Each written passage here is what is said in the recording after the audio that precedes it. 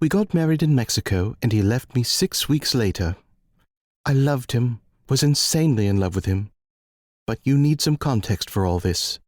I was studying philosophy at St. Edmund Hall, Oxford's oldest college, when we met, and was tipped for a first.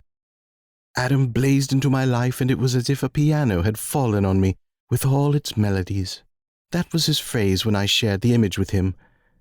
He was a rally driver and engineer and flew his own private jet, traveling regularly to French Guiana, where he was supervising a comm satellite program for an international company with a big French government stake in it.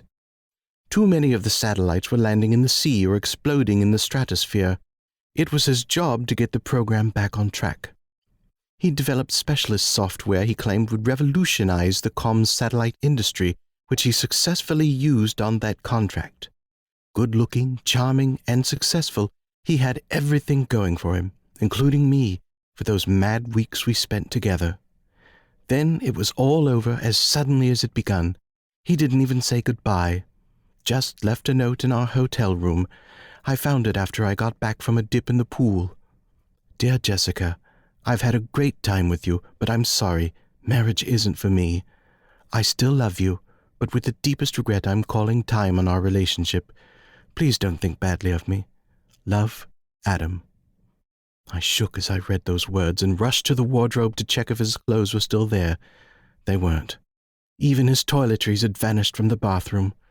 When I'd established that every physical trace of him was gone, I became a sobbing, hysterical wreck.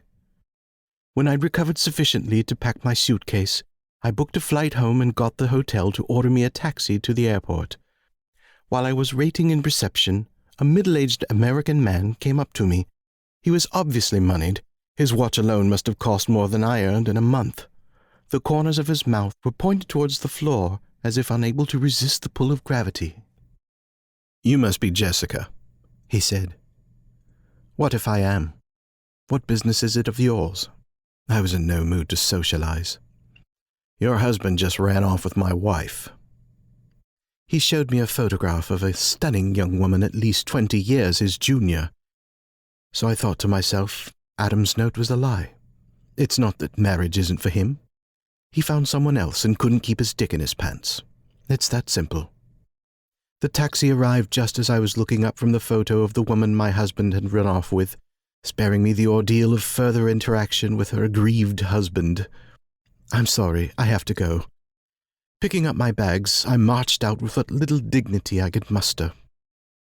For long enough after that, I was a nervous wreck. I'd given up everything to be with Adam. The future I'd planned for myself, for both of us, had been cruelly snatched away from me. Reality was so difficult to face that I saw a doctor who prescribed pills to help me cope. They were at their most effective when taken with copious amounts of alcohol. Now and again I'd read a story in a newspaper about how Adam's business empire was growing, or see a photo on Instagram of him with one or another of his many stunning girlfriends. The sight of him enjoying the company of so many nubile partners was the most exquisite torture for me. Cue more pills and drink. In the wake of my nervous breakdown, I was unable to have a relationship for a long time. When I eventually began dating again, much to my surprise, it was a woman who stole my heart.